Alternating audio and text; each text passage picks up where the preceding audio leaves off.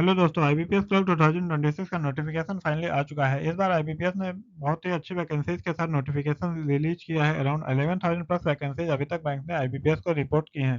Final result आते आते ये वैकेंसीज 15,000 प्लस भी हो सकती हैं। आज की इस वीडियो में हम जानेंगे कितनी वैकेंसीज बैंक ने आईबीपीएस को रिपोर्ट की हैं, इंपॉर्टेंट डेट क्या रहने वाली है, नोटिफिकेशन की एग्जामिनेशन पैटर्न क्या रहेगा और एलिजिबिलिटी क्राइटेरिया क्या रहने वाला है एग्जाम के लिए।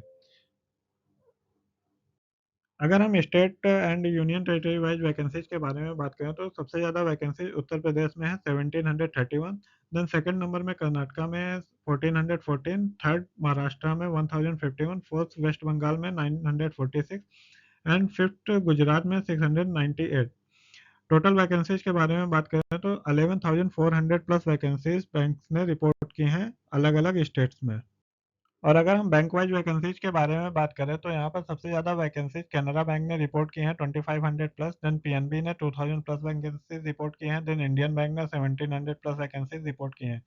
सभी बैंकों ने ऑलमोस्ट वैकेंसीज रिपोर्ट की हैं except Union Bank of India ने। यूनियन बैंक ऑफ इंडिया ने एक भी वैकेंसी आईबीपीएस क्लर्क में अभी तक रिपोर्ट नहीं की है। अब बात करते हैं इंपॉर्टेंट एग्जामिनेशन शेड्यूल क्या रहने वाला है नोटिफिकेशन के लिए। 1 अगस्त से लेके 21 अगस्त के बीच में आपको रजिस्ट्रेशन का टाइम दिया गया है। इस बीच आप एग्जामिनेशन के लिए अप्लाई कर सकते हैं। एग्जामिनेशन के लिए अप्लाई करने के बाद आपका जो प्रीलिम्स एग्जामिनेशन होगा वो 10 या 11 अक्टूबर को होगा। देन उसका रिजल्ट आपका नवंबर 2026 में आ जाएगा। रिजल्ट आने के बाद आपका जो मेंस एग्जामिनेशन होगा वो 27 दिसंबर को होगा। आफ्टर मेंस एग्जामिनेशन जो आपको प्रोविजनल अलॉटमेंट और फाइनल रिजल्ट आएगा वो मार्च 2027 में आएगा। अब हम बात करते हैं एज लिमिट और रिलैक्सेशन के बारे में। जो बेसिक एज लिमिट है वो एज ऑन 1/8/2026 काउंट की जाएगी। मिनिमम एज आपकी 20 ईयर्स होनी चाहिए और मैक्सिमम एज 28 ईयर्स होनी चाहिए। यहाँ पर इम्पोर्टेंट डेट दी है कि आपकी जो डीओबी है वो 2/8/1998 से पहले की नहीं होनी चाहिए और 1/8/2006 के बाद की नहीं होनी चाहिए। अगर आपकी डीओबी 1/8/2006 है तब भी आप अप्लाई कर सकते हैं और अगर 2/8/1998 है तब भी आप एग्जाम के लिए अप्लाई कर सकते हैं। यहाँ पर कुछ कैंडिडेट्स को रिलैक्सेशन भी प्रोवाइड किया जाएगा। अगर आप एस सी एस टी के कैंडिडेट हैं तो आपको 5 ईयर का रिलैक्सेशन मिलेगा, यानी कि आप 33 ईयर्स तक आप अप्लाई कर सकते हैं एग्जाम के लिए। ओबीसी कैंडिडेट्स को 31 ईयर्स तक के लिए अप्लाई करने के लिए टाइम दिया गया है। जो पीडब्ल्यूडी के कैंडिडेट हैं उनको 10 ईयर्स का रिलैक्सेशन दिया गया है और एक्स सर्विसमैन कैंडिडेट के लिए सर्विस पीरियड प्लस 3 ईयर्स का टाइम दिया गया है। इस एग्जाम के एजुकेशनल क्वालिफिकेशन रिक्वायरमेंट के बारे में बात करें तो कैंडिडेट के पास एक ग्रेजुएट डिग्री होनी चाहिए और वो डिग्री किसी भी डिसिप्लिन में हो सकती है और जो उसका रिजल्ट है वो 21 अगस्त 2026 से पहले जरूर आ जाना चाहिए। यहाँ पर कोई भी परसेंटेज का क्राइटेरिया नहीं रखा गया है कि आपकी जो डिग्री है उसमें मिनिमम 60% मार्क्स होने चाहिए, ऐसा कुछ भी क्राइटेरिया नहीं है, बस आपके पास एक डिग्री होनी चाहिए। इसी के साथ-साथ आपके पास कंप्यूटर नॉलेज भी होनी चाहिए। कंप्यूटर नॉलेज में आपके पास कंप्यूटर का कोई भी डिग्री, डिप्लोमा या सर्टिफ़िकेट होना चाहिए। अगर ये नहीं है और अगर आपने कंप्यूटर साइंस और आईटी एज़ अ सब्जेक्ट पढ़ा हुआ है हाई स्कूल या फिर कॉलेज में तब भी आप अप्लाई कर सकते हैं। इसी के साथ-साथ लोकल लैंग्वेज, आप जिस भी स्टेट से आप अप्लाई कर रहे हैं तो उस स्टेट की लोकल लैंग्वेज को आपको पढ़ना लिखना आना चाहिए, बोलना भी आना चाहिए। अगर हम एप्लीकेशन के फीस के बारे में बात करें तो जो भी कैंडिडेट जनरल, ओबीसी और ईडब्ल्यूएस से बिलोंग करते हैं उनको 850 रुपीज़ एज अ फीस देना पड़ेगा और जो कैंडिडेट एससी, एसटी, पीडब्ल्यूडी और एक्स सर्विसमैन है उनको 175 रुपीज़ फीस देनी पड़ेगी। ये फीस आप ऑनलाइन किसी भी मेथड से debit card, credit card, net banking, IMPS wallet और यूपीआई का यूज करके आप पे कर सकते हैं। जो फीस पेमेंट की डेट है वो 1/8/2026 से 21/8/2026 तक है। जो भी हमारी रजिस्ट्रेशन की डेट है सेम डेट हमारी पेमेंट की भी है। आफ्टर रजिस्ट्रेशन आपको 2 से 3 दिन का टाइम मिलेगा।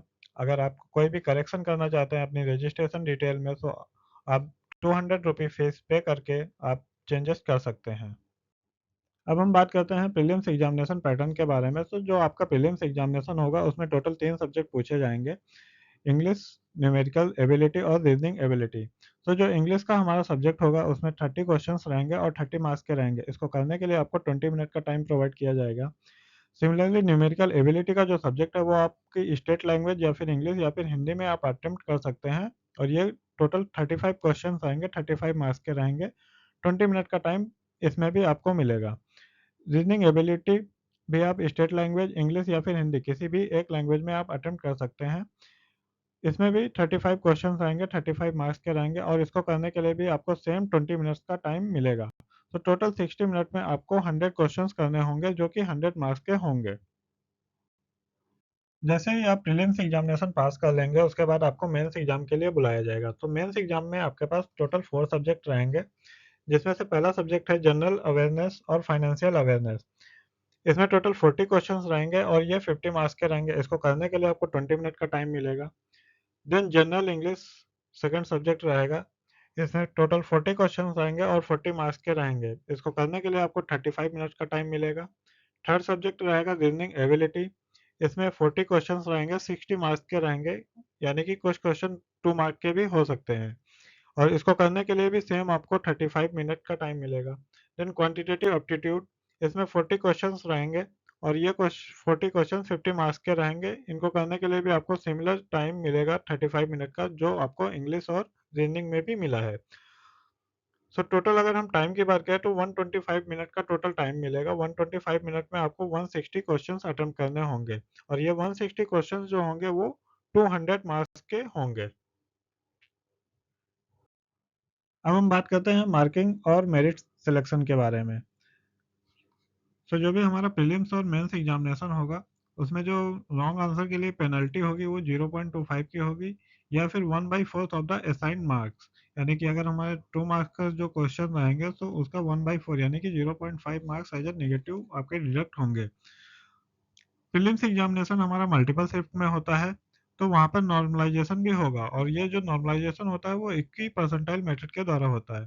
फाइनल सिलेक्शन और मेरिट लिस्ट के बारे में बात करें कि ये मेरिट लिस्ट कैसे प्रिपेयर होगी, तो जो आप प्रीलिम्स एग्जामिनेशन दोगे तो वो सिर्फ क्वालिफाई नेचर का होगा, उससे आपकी कोई मेरिट नहीं प्रिपेयर होगी।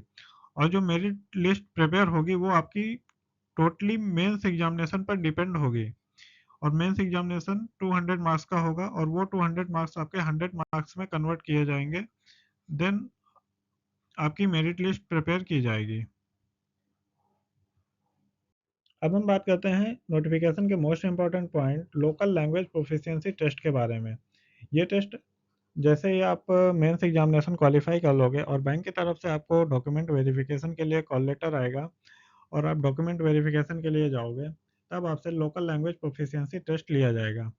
इस टेस्ट में क्या होगा कि आपने जिस भी स्टेट से अप्लाई किया है तो उस स्टेट की लोकल लैंग्वेज आपको आनी चाहिए। आपको उस स्टेट की लोकल लैंग्वेज पढ़नी आनी चाहिए, लिखनी आनी चाहिए, बोलनी आनी चाहिए और समझनी भी आनी चाहिए। और अगर आपने उस स्टेट की जो लोकल लैंग्वेज है उसको आपने 10th स्टैंडर्ड या फिर हायर क्लासेस में पढ़ा हुआ है तो आपको ये टेस्ट देने की ज़रूरत नहीं पड़ेगी। और ये जो टेस्ट होगा वो आफ्टर मेंस एग्जामिनेशन होगा और बैंक को ज्वाइन करने से पहले ये टेस्ट आपसे लिया जाएगा।